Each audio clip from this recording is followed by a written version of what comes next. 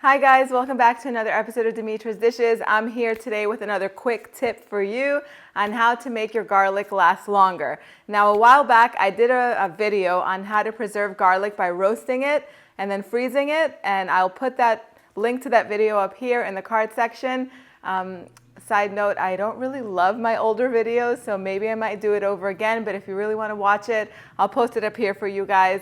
The basic lowdown is you just put the garlic cloves on a baking tray, drizzle some olive oil and salt, bake it at 350 degrees Fahrenheit, I think that was the temperature, until it's nice and soft and golden.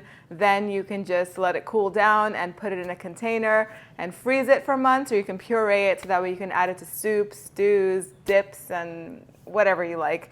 It's so delicious. But today I'm going to teach you how to freeze the garlic without cooking it. So I like to buy the big containers of already peeled garlic. I usually buy them from Costco. They're sold everywhere, but they do go bad if you don't use them. And there is a lot of garlic in here. So I like to freeze it so that way it lasts longer because I hate to throw things away. So I like to do that using my food processor. If you don't have a food processor, you can do that all with a knife and just finely chop it. That is fine too, but today I'm going to show you how to do it with my food processor just because it's so much quicker and easier to do so. Now, if you don't have these big containers of garlic, you can definitely do this with fresh garlic. You might grow garlic and have a whole bunch at the end of the season.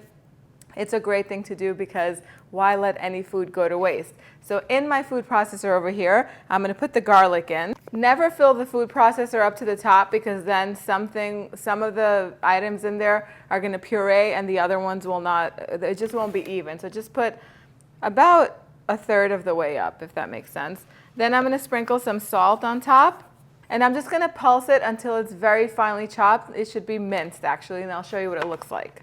So once it's at that consistency that I just showed you, then you're just going to transfer the whole mixture into a freezer safe bag. If you want to, you can also pre-measure them. So if you use about a teaspoon of minced garlic in your recipes, you can even do little bags of it. I prefer not to do that because to me, honestly, that's a lot of work. So I'm just going to transfer the whole mixture to a freezer safe bag.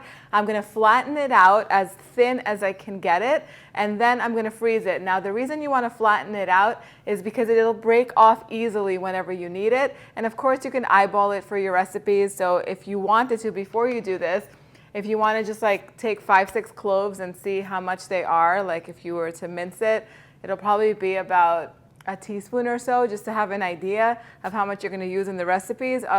Even though, I mean, honestly, if you put a little bit more garlic in a recipe, to me, it just adds more flavor, so that is fine. You could even use this to put in tzatziki, which is not a cooked recipe. It's uncooked, but you can put it in dips, you can put it in stews, you can put it in tray bakes, and whatever you want, in marinades. So that's it. Once you're done, you have it in the bag and everything like that, put it in the freezer. It is a smart idea to put it on a flat surface so that way it freezes flat and it's not all wrinkled once you go to take it out.